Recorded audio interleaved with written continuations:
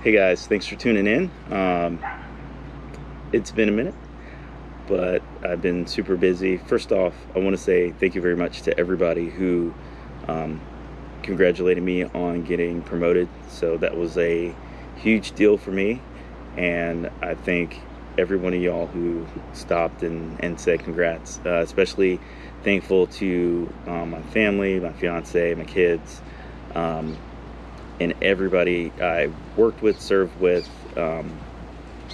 mentors from back in high school, coaches from high school, college professors, and friends I had, both military and civilian, that were there to encourage me and support me throughout the whole venture. So, um, with that being said, I wanted to kind of cover um, how I got here, how I ended up just getting promoted. So, this is kind of like a trip down memory lane and a way to kind of let you guys know what was happening behind the scenes, um, if you didn't already know. Okay, like most kids, I grew up watching Saturday morning cartoons or after school cartoons. So one of the big influences for me for serving in the military period was watching G.I. Joe. Also, there were two movies that I really enjoyed watching, and that was The Final Countdown and Top Gun. With The Final Countdown, one of the coolest things in there was the Tomcats were from VF-84, the Jolly Rogers. That squadron then changed numbers to VF-103, and currently they're VF-A-103 over in Naval Air Station, Oceana.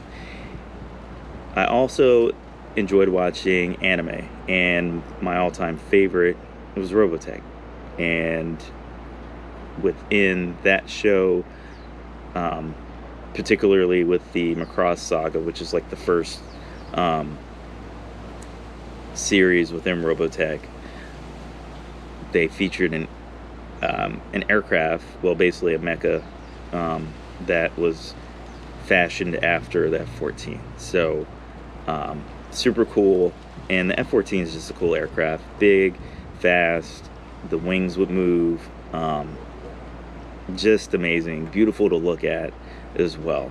So I thought that was the coolest thing ever, and that set me about with trying to figure out how I can fly this thing.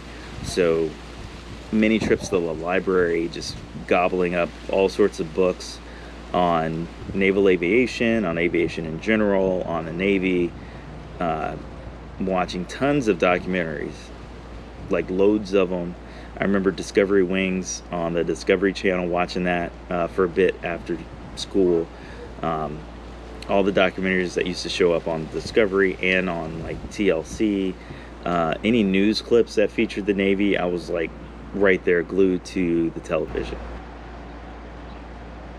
Okay, so ninth grade, sitting in the gymnasium, and we're sitting through a presentation of the Navy Junior Reserve Officer Training Corps, NJROTC. So my high school, Lithonia High School, Lithonia, Georgia, was getting their own JROTC program. This was fantastic news for me. Basically, with this program, you're running around in Navy-like uniforms, and there's marching, there's drill and ceremony, things that you're doing as well.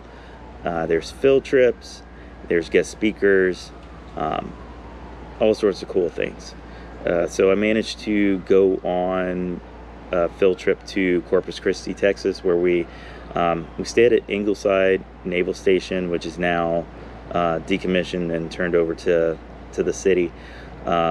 We also got to go to Naval Air Station, Corpus Christi. So that was pretty cool. We also got to tour a mine countermeasure ship, MCM. That was the USS Chief. That was the one we toured. Awesome time. Learned a whole lot. And we also flew down on an aircraft from one of the reserve squadrons. So that was pretty cool. We got the opportunity to rotate up to the cockpit if we wanted to, and look outside and get that cockpit view of flying. And we actually got a chance to sit behind the controls and fly the plane for a couple of seconds.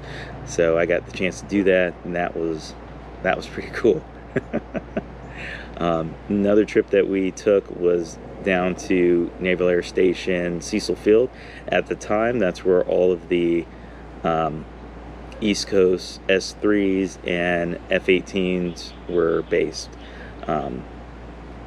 Due to the base realignment and closure program that happened in the 90s, that base went away as well.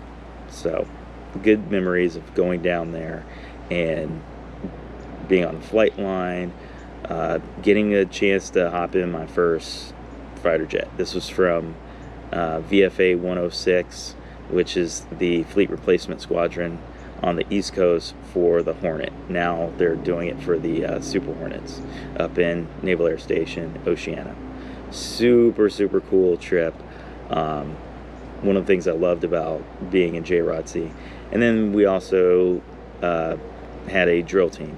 Not a drill team with like majorettes and whatnot. This was military drill and ceremony. So we had rifles. There was precision marching as well as rifle movements. So it was pretty cool. The one thing we didn't have that I wish we had was the air pistol and air rifle competition team. That would have been pretty cool, but oh well. I did, however, get a chance to design this super sweet t-shirt back then. So yeah, I finished out my high school career doing the JROTC program, and I grew a lot as a young man. So it gave me a lot of confidence that I didn't have before doing that, and I gained a greater appreciation for military service. Okay, so after high school, I ended up going to Embry-Riddle Aeronautical University in Daytona Beach, Florida. Great campus, great programs, made lifelong friends there, but there was no Navy ROTC program, which at the time, I was kind of bummed about it. My mom's thinking at the time of going there was, hey, if you decide not to go into the military, you can still have a career in aviation, which is fine, no worries about that. It just still wasn't leading me in the direction I wanted to go. So there were other students that attended Embry-Riddle Aeronautical University. Ooh, there goes the wind. And they ended up getting their commission through Officer Candidate School for the Navy. And we did have an Air Force ROTC program and an Army ROTC program. Both those programs were pretty good, but those weren't the career paths that I wanted for myself. Still, it was a pretty cool time down there. I got the chance to fly. That was pretty amazing, and I've got some stories about that. I'll be sure to share those a little later. I also got a chance to really get hands-on with my love of music. Always grew up enjoying music, listening to it back in the day when I was younger. I used to dance a lot, so it was awesome. Got a chance to DJ as well with WERU at the time. The call letters are different now, but the station still remains. All in all, it was pretty cool. A couple of air shows were hosted at the campus, so that was pretty awesome. The air shows I did go to while I was in high school were in Marietta. That was about a 30 to 45 minute drive from where I lived, and for a lot of that I had to rely on Mom to drive me up there.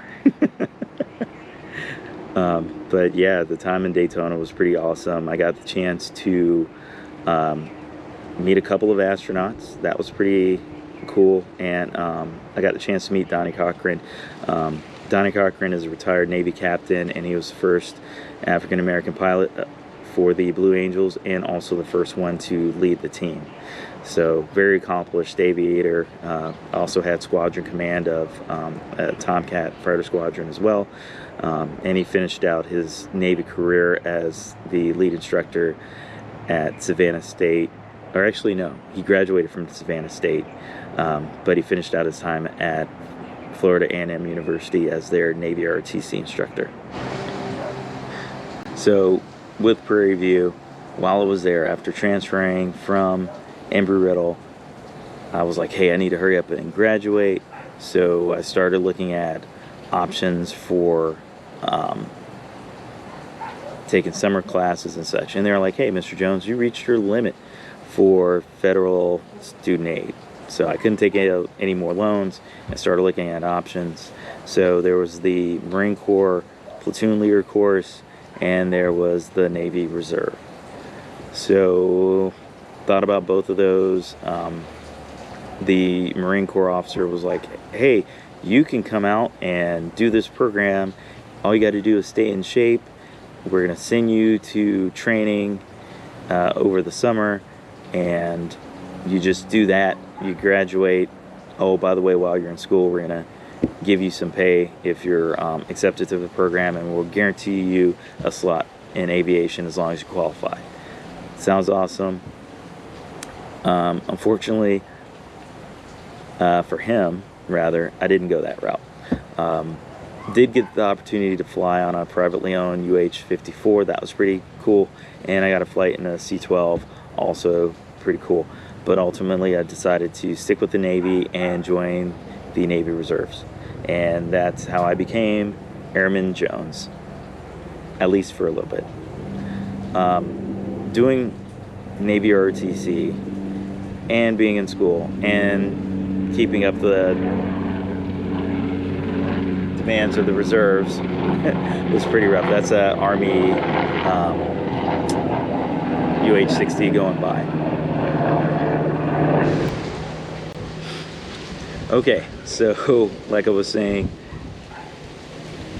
being a full-time student, doing the extra things that students have to do with Navy ROTC, as well as keeping up with my reserve commitment, was a lot on my plate. Oh, and by the way, I ended up needing to get a part-time job, all while doing that.